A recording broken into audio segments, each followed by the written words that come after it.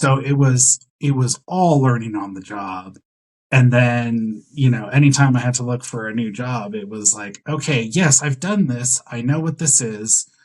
I did it every day, but I have no idea what it's called. And then you talk to someone and you're like, can you tell me what that is? And they're like, yes, okay, yes, I've done that. We called this over here. And then so that interview process is interesting. Layoffs, ghost jobs, AI. These are unprecedented times. Trying to find a job in the professional world, especially the tech sector, has never been harder. It seems the social contracts around job seeking have been all but torn up in pursuit of profits. At the same time, there are plenty of folks out there finding new careers every day, whether through strong networking, creative approaches to job applications, or just sheer determination. There are those who have gone through the long, difficult job hunt and found success on the other end. I'm Jason C. McDonald. And I'm Michael Tharrington. This is On the Board, where we interview everyday people who've successfully landed jobs during the discouraging employment landscape of the last 2 years. No out-of-touch influencers and dubious pay-to-win schemes here, just real experiences and practical insights. All right, Paul Hardin. Welcome Hey, to Jason. On the Board. Thanks for having me. So you are in a branch of software that I've recently become fascinated with, actually, cybersecurity. Which, I don't know, of all the areas that seem to be trending downward in software, cybersecurity seems to be kind of in this weird spot because I'm always seeing more and more roles opening, and they seem to have more and more insane expectations. Is this a pretty accurate assessment? Yeah, so you hear a lot about the cyber shortage, and you hear about all of these positions available, and all of these things. And I've had some conversations with colleagues in the field. Um, the problem is a lot of the positions that people are hiring for, a lot of the pieces that are missing are mid and high level career uh, spots. It's seniors. It's not as much of the junior positions. The I just finished my certification. I just finished my boot camp. Or even just I'm interested in this. So some of the job boards that I have looked at, yeah, I'm like, wow, you want a lot. Um, uh, some of these certifications, I'm like, oh, I've heard of that one. I don't have that one for a pretty good reason. I don't feel comfortable doing it yet, and you're saying that's an entry level position. Okay, so yeah, it can be a little interesting to navigate that. It's like having an entrance examination for a kindergarten. So, just a little bit about you as well. When you were looking for your position, what was your experience level like, and kind of what was the previous place that you had worked at? How did you end up unemployed before you went looking for that next position? Yeah. So, just quick little background. I started in IT and quality assurance. I did that for about a decade, a bit over a decade. Started in video games. People always love that. I was a video game tester. Um, did that for quite a while. Moved over to more application testing, and then the previous position before I found myself looking in this current job market was more of a consulting firm. And I actually joined as quality assurance and got incredibly lucky that somebody was asking about um, information security and penetration testing and all of that. and was like, reading these descriptions, that sounds like QA. Would you be interested in taking a look? And I was like, well, I only know a little bit about this. I've read some books, and, people know about hackers. So, I was pretty familiar with a little bit of it. So I was like, hey, give me like a little bit of time to make sure that this is something I'm comfortable shifting into. I'm pretty solidly in my career, looking at those senior quality assurance positions. And I went and did a little bit of Google. Was like, okay, what is this? I was like, okay, it sounds like it would be a huge learning curve, but the principles and a lot of the bases are going to be the same. And then I went and called my spouse, as I am wont to do when I'm like, well, something came up. And they were like, go do it. So I went back into the manager's office. I was like, yes, count me in. I joined the team. Fire hose of information. I know that's used a lot, but it is a lot of information. Thankfully, I had some great people I was working with that were able to hold my hand through some of it, answer a lot of questions, great mentors. Um, and at one point, they were like, okay, well, you've been doing this for a while, but we have a need for you to do QA over on this other client. And I was like, oh, well, that's a bummer. And I went over and I was like, oh, wow, no, put me back on security. I think that's it for me. I think this is my thing. This is great. This is fantastic. Please put me back. And I worked with, managers and stuff, and rejoined the team for a bit.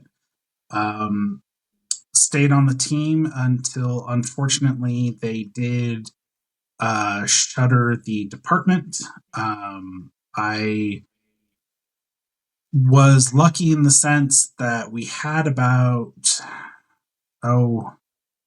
over a month of lead time. The contract was ending, and they were like, actually, when this contract's done, you guys have been great. Good luck.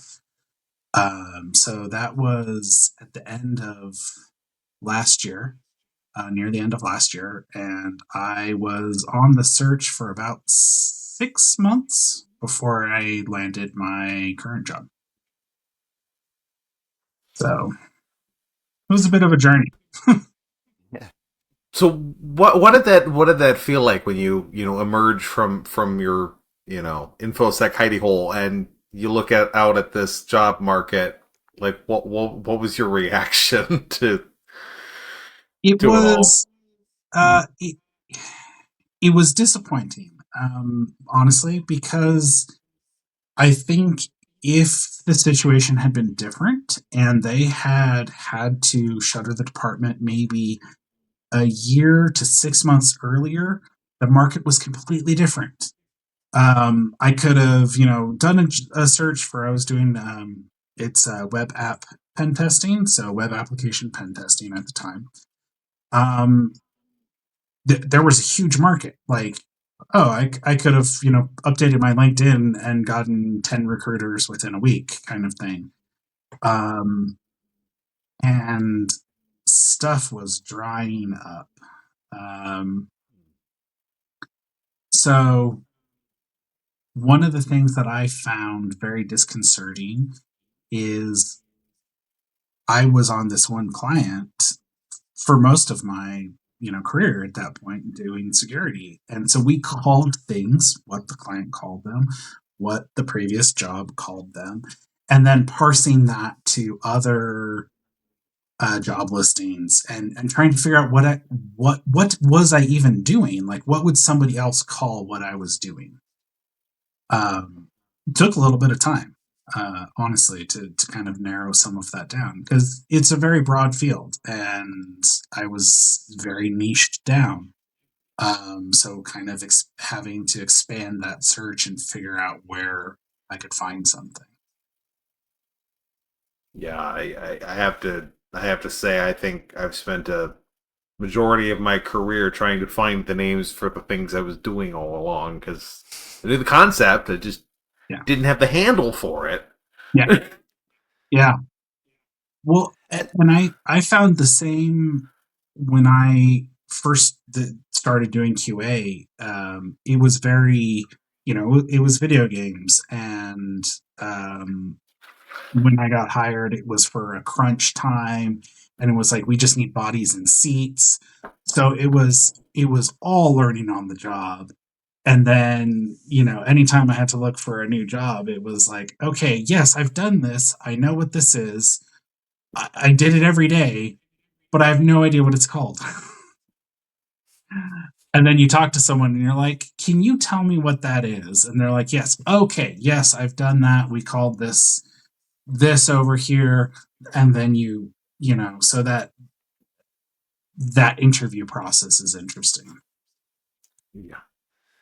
Did you when you're like I can relate to that, by the way, just the idea of like doing something for a while. I kind of fell into community management, Mhm. and then I had to go back and look into like what all the parts of community management were, so that when I was writing my resume I could just piece it together and sort of check the different boxes about what community management is and what I was doing.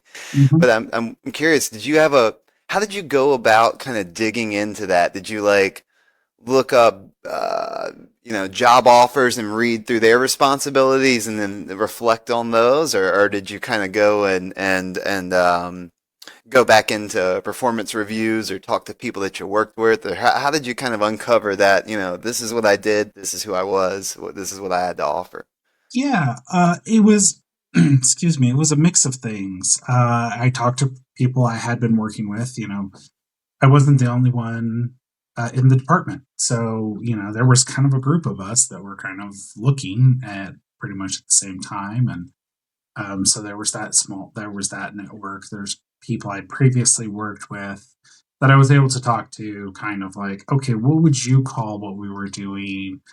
And then looking through job listings, so if I was on LinkedIn or wherever I was looking, let's just pick that one. If I was searching security tester or application, and then reading the job descriptions and being like, nope, not that. And then we're finding, like, okay, so I'm not going to use that. And some of it, was the suggested, like, you search for this, would you also like to search for this, and some of that, and having to just go through um other boards, and just seeing what people are, I am this, and then looking at their job description and being like, oh, there we go. Was a lot of legwork there. I am not usually one to advocate for the use of AI, as most people will tell you, but I feel like that. I'm curious what y'all's thoughts are on this, but I almost wonder if that's actually a really good job to throw at OpenAI. It's like, here's what I did. What's the name for this? Because I mean, it'll give you the information. You can throw that in Google and cross-check it. Yeah. True. I mean, I love it. I haven't been using AI too much lately, but I think it might work. I kind of like it. I might have to, after this call, I might go check it out. I think I will too, actually. Yeah. but that leads into like, so you're mentioning the names of things, and that makes me wonder about keywords. You're hearing that a lot with resumes. Like, Yeah. what how did you approach resume writing to hit the right notes? So, we were talking earlier about the advice out on the internet versus what worked for me, and um, I have kind of a couple different resumes, because especially near the end of that search, I wasn't sure if I would be looking for something completely different, or if I would be just finding, a placeholder, potentially completely switching careers. I wasn't sure what was going to happen. So I have like three or four bare bones framework resumes, with some of those keywords. So I have my quality assurance one. I have a security one. I have kind of like a general here's Paul one. And they're hard uh to write sometimes because you're doing keywords. So for security, I'm looking for usually there's tools. So making sure that the tools are listed, very common tools. Um, there's the OWASP, making sure the word OWASP is in my resume somewhere for the security ones, familiar with OWASP top 10, familiar with OWASP frameworks, all of the different things, you using that kind of keyword. I try not to stuff it too much because then it just looks like AI wrote it and I fed it the job listing and said, hey, pull all the keywords out of this. Here's my resume. Here's the job listing. Put all the keywords in my resume. I actually did try AI once or twice and I wasn't really getting great results. So I did stop doing that. Finding those keywords, it was really just looking at the job listings. What's important to them, what's important to the company. Look at the job listing, look at the company website. Do they have an about us, a values page, anything like that? It worked. Well, nice. Well, along with resume writing and finding the right keywords, were there any other materials that you kind of invested in or relied on, like for instance, a personal website, or maybe beefing up your GitHub profile in some way, or your LinkedIn profile, or any of these sort of, or even cover letters? Did you have any sort of Sure. go-tos that you went with? There's stuff that I'm doing now and some stuff that I started about halfway through the job search. I went back to school. I have my associate's degree in fine arts. That's not a computer science degree, and I realized a couple things. There's that quote about time's going to pass anyway. Might as well have it pass and get a doctorate at the end. Um, so I was looking at a lot of job listings, and I really do love cybersecurity. Right, I think this is going to be my career till I retire, potentially beyond. I don't know. Um, and as you get higher up, a lot of places were looking for bachelor's degrees at the minimum. We need a bachelor's degree. A lot of work ends up government related, and government has their own requirements. So you can't always fudge that the same way. There's been some legislation or talks of legislation to maybe change some of that.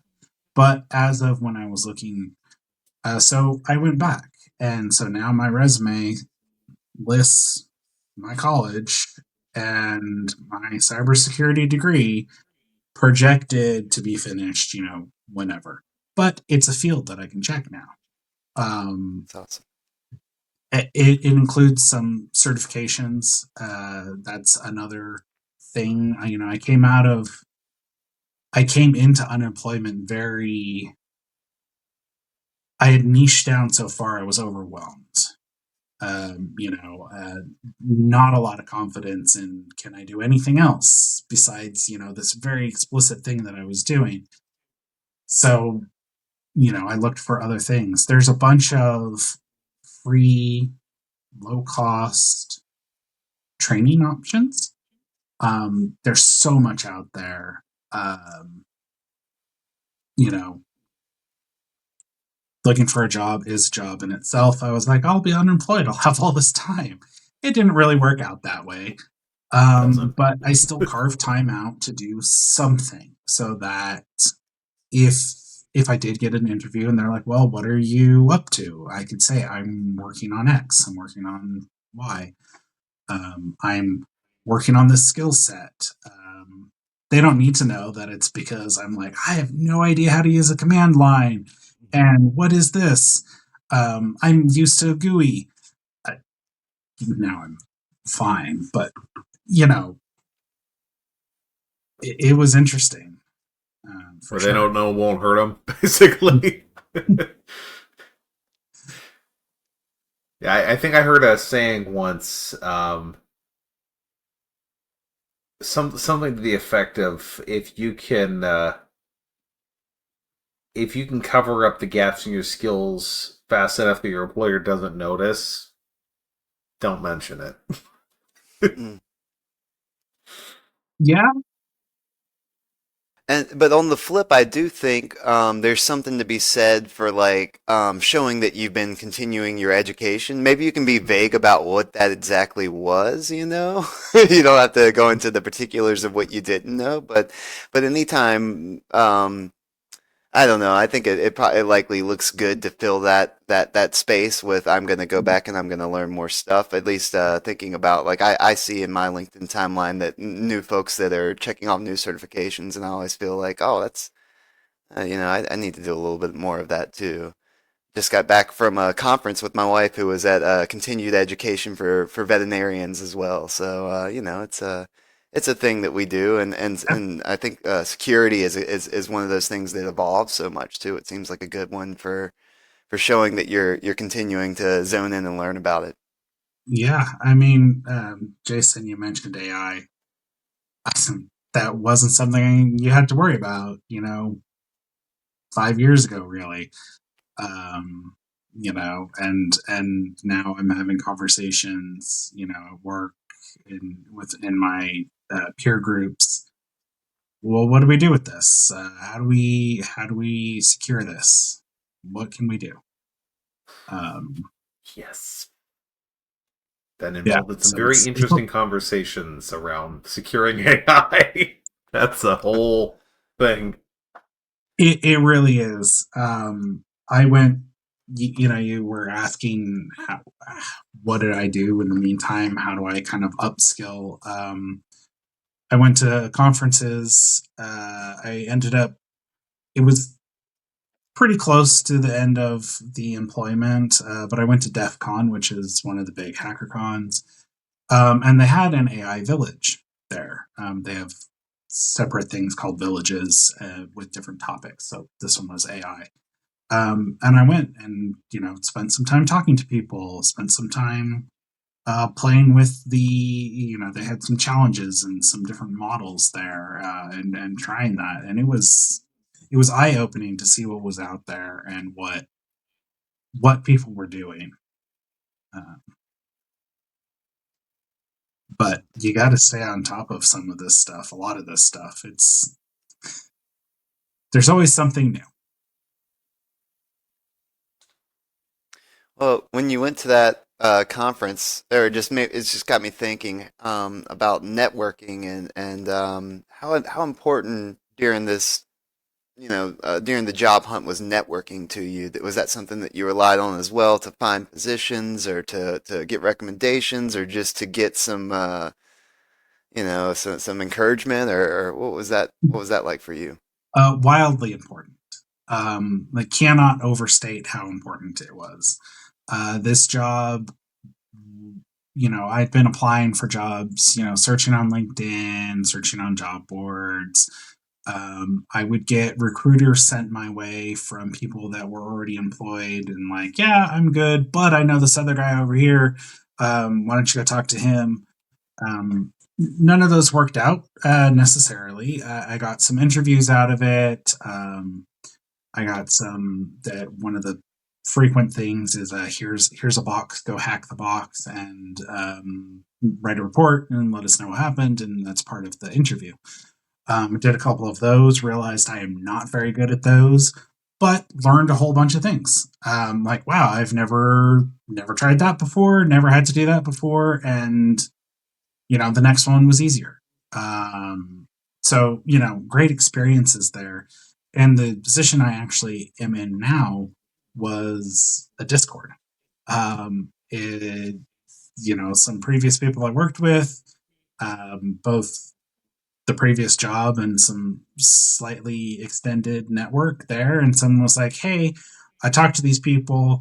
They're hiring. They seem like really cool people, and here's the job posting." And um, that was the job I ended up getting. And it's not like that person didn't work there, but I never would have known that this company existed.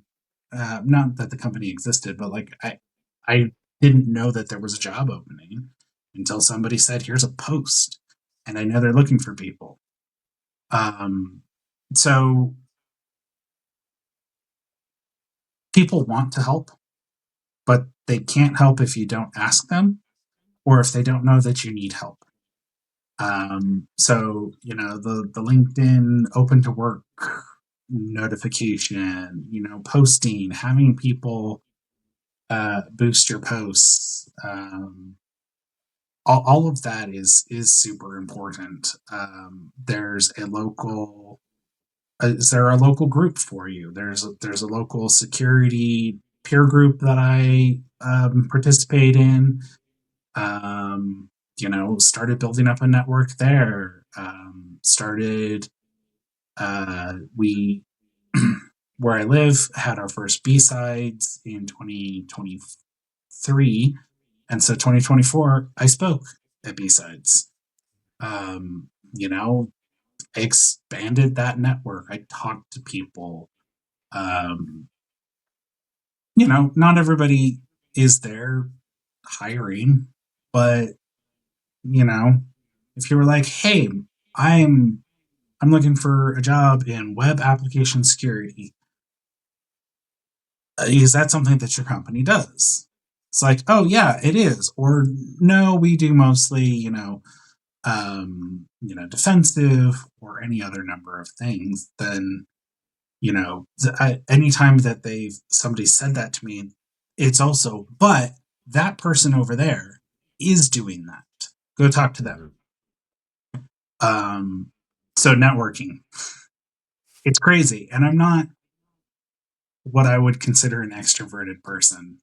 I can be very friendly. I can talk to people, um, but that's not really my comfort zone.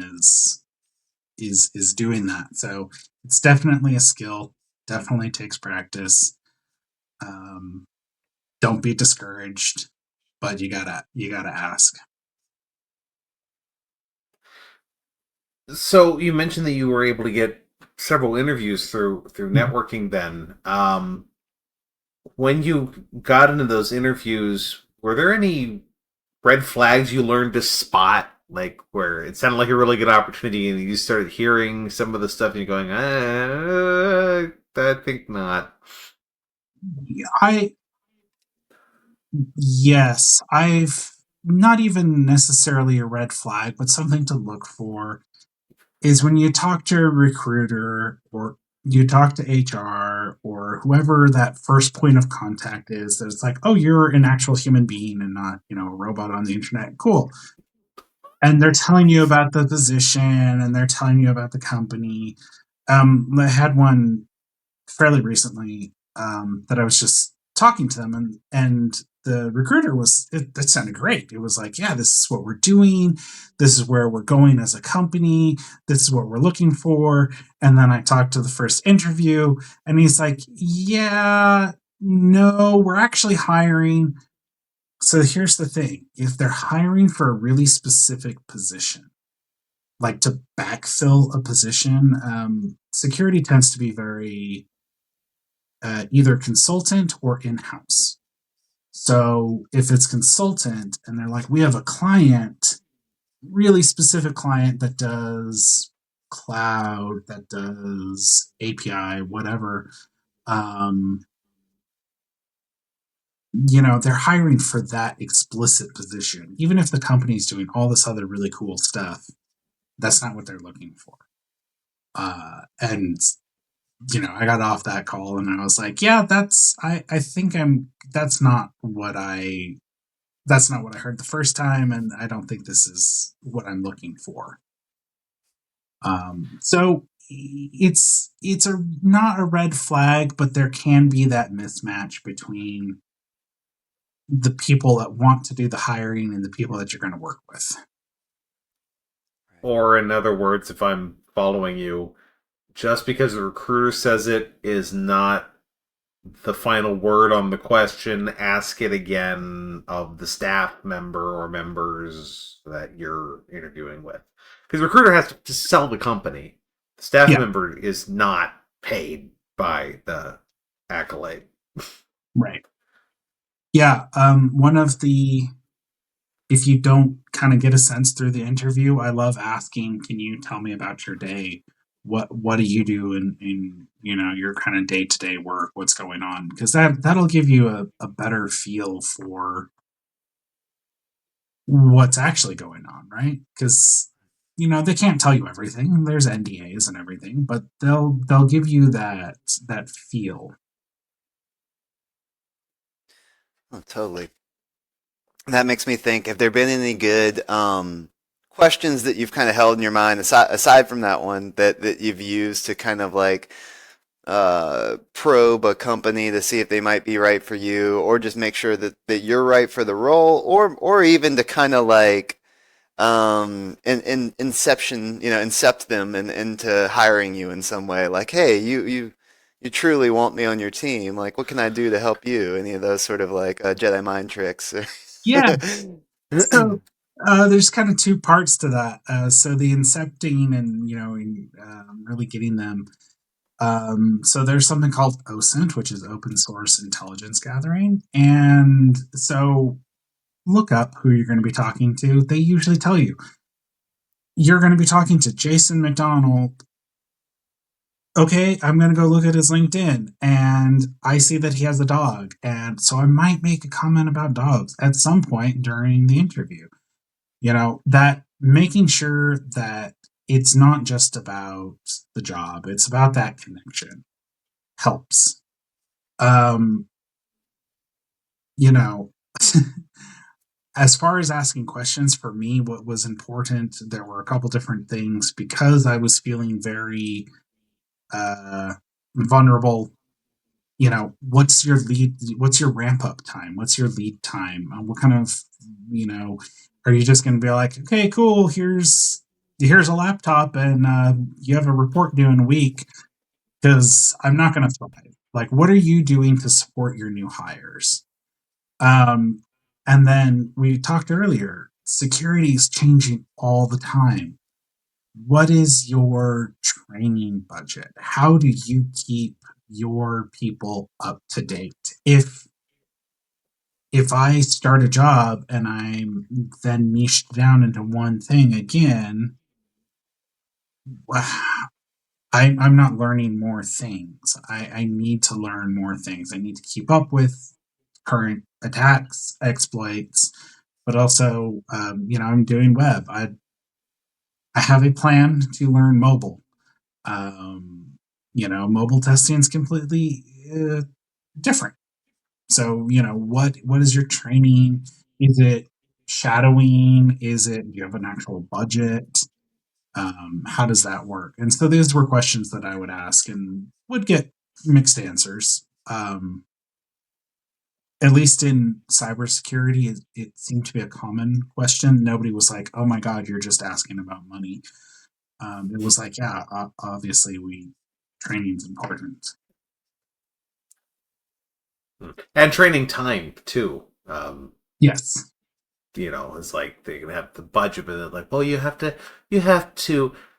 I heard one boss one time say, well, you need to invest in your own career. It's like, look, I already invested in my own career more than you could ever repay. Your turn.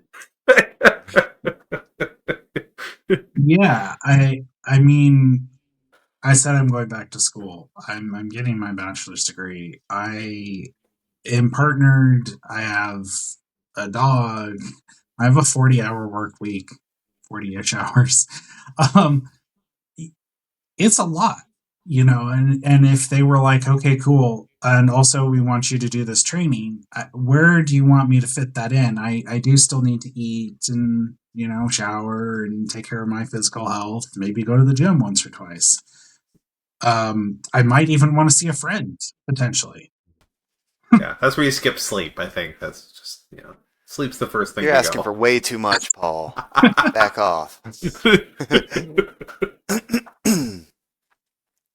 Well, look, I think we're a little bit past time here. Do we want to end on any other questions? Or we how you feeling, Jason? You got anything else?